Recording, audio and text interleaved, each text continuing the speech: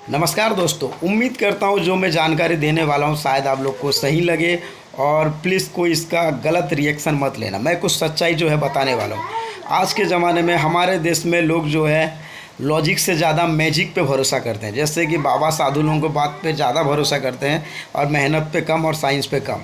तो उसी का है कि जीता जागता अभी बहुत सारे एग्जाम्पल है, बहुत सारे बाबा लोगों के पास लोग जा रहे हैं। जैसे अभी बागेश्वर है और देवकीनंदन क्या क्या। बट हम बता दें, ये साधु बाबा वो इंसान है जो दिखता कुछ और है, होता कुछ और है। जैसे कि रामायण में रावण था, साधु वेश बन के एक औरत का अपहरण किया गया। वैसे रामायण भारत की उन गाथाओं में आती है जिससे हर कोई अनुकरण करता है, हर कोई जो है राजा राम की राहों पे चलना चाहता है। बट कुछ लोग होते हैं जो रावण की राहों पे चल देते हैं। और इस युग में जो है हर कोई जो है साधु जितने हैं, लगभग ज़्यादातर साधु जो है रावण ही है। उसी का जीता जागता एग्जाम्पल मैं देना चाहूँगा आसाराम। आसाराम पूरी दुनिया में, मतलब कई सारे देशों में उसके आश्रम है, उसके फॉलोअर्स हैं। इंडिया में करोड़ों फॉलोअर्स थे उसके। बट जब ये केस में फंसा, ये एमपी में जाके अपना सत्संग चला रहा था, वहीं जाके उनको अरेस्ट किया गया क्योंकि उनके नाम पे जो केस था जोधपुर में, राजस्थान से। ये 2013 में हुआ। बट उसी केस चलते चलते फाइनली 2018 में जो है आसाराम गिल्टी पाया गया और वो अभी आजीवन कारावास में है। मतलब आप एक इंसान होते हुए लोगों को खुद को भगवान बता रहा था। आसाराम वो इंसान था कि दूसरों को बता रहा था कि वो भगवान है, भगवान का रूप है। मतलब इस दुनिया में अगर आप दूसरों के साथ खेलोगे तो जाहिर सी बात है कानून आपको सज़ा देगी। भगवान का तो पता नहीं, बट हमारा जो कॉन्स्टिट्यूशन है, संविधान है, आपको ज़रूर सज़ा देगी, चाहे आप भगवान क्यों ना हो। भले ही आसाराम लाखों करोड़ों लोगों के लिए भगवान है, बट उससे हमारा कानून ने नहीं छोड़ा, उसे सज़ा दिया। क्योंकि भारत में कॉन्स्टिट्यूशन बढ़ के कुछ नहीं है, उससे बढ़कर कुछ भी नहीं। सज़ा जो है सबको मिलेगी, चाहे वो गरीब हो या अमीर हो, अरबपति हो या करोड़पति। उसके पास लाखों फॉलोअर्स थे, कई सारे भक्त हैं उसके, कई आश्रम है, कई करोड़ों रुपए होंगे, फिर भी पैसा उसे उसके गुनाहों से नहीं बचा पाया। और इसी की तरह और भी बहुत सारे साधु लोग हैं, जैसे राम रहीम, गुरमीत राम रहीम। खुद का इतना लंबा नाम देके स्टेटस रखा है कि बाबा गुरमीत राम रहीम इंसान। भाई नाम कुछ भी रख लो, तुम्हारे कर्म इतने कुकर्म थे कि अभी भी वो जेल में है।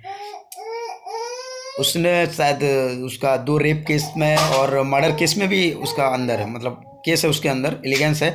और जो सही प्रूफ हुए जिसके चलते जो है वो भी जेल के अंदर है। उससे पहले और एक बाबा थे, नित्यानंद बाबा, जिसको टीवी शो में कैद कर लिया, मतलब कैमरे में रिकॉर्डिंग हो गया था उसका किसी महिला के साथ अवैध संबंध, जिसके चलते वो भी जेल के पीछे गए थे। और भी बहुत सारे बाबा हैं। एक आशुतोष महाराज हैं, मीन्स वो ख़त्म हो गए, उन्होंने खुद तो मर गया था, लेकिन कई उसके भक्त जो है नहीं, जिंदा है, ऐसे योग में है, ऐसा बोल रहे थे। ये भी एक तरह का झूठ है, एक तरह का इनके अंदर तो बहुत सारे व्यापार चलते रहते हैं।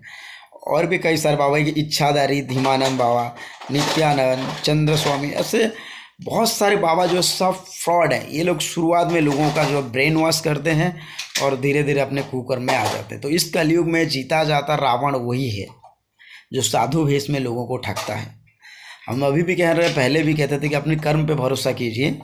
मैजिक नाम का कुछ चीज़ नहीं होता। जादू जो है छलावा होता है कुछ क्षण के लिए, रियलिटी से उसका कोई संबंध नहीं है। वैसे गांव में जो लोग जादू दिखाते हैं तो वो तो अपने बच्चे का जीभ भी काट देते हैं दिखाने के लिए, और हमको फील भी होता है, बट रियलिटी में होता ही नहीं है। उसी तरह साधु बाबा जो मैजिक दिखाते हैं, आज के डेट में जो मैजिक दिखाता है, बागेश्वर लगभग बहुत बड़ा झूठा है। उसके ऊपर मैं अलग से एक वीडियो बनाऊँगा, अभी बस ऐसे दे रहा हूँ। इसको बात करने की तमीज़ नहीं है। इस बंदे के हिसाब से जो लड़की अगर मांग नहीं भरी है, मतलब वो खाली प्रॉपर्टी है।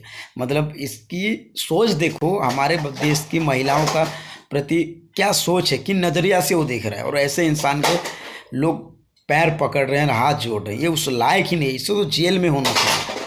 वो तो इसका किस्मत अच्छा है कि अभी तक ये फंसा नहीं है। जिस दिन फंसेगा तो तरीके से अंदर जाएगा। तो इसमें हम एक अलग वीडियो पे चर्चा करेंगे इसको, लेकिन इस बार के लिए इतना जान लो कि साधु भी जो है ना, इस दुनिया में सबसे बड़ा ठग है। तो इससे बच के रहें। रामायण बहुत अच्छी चीज़ सिखाती है, लेकिन उसका बुरा असर यही है कि साधु ही रावण है। ये पाप नहीं, महापाप है।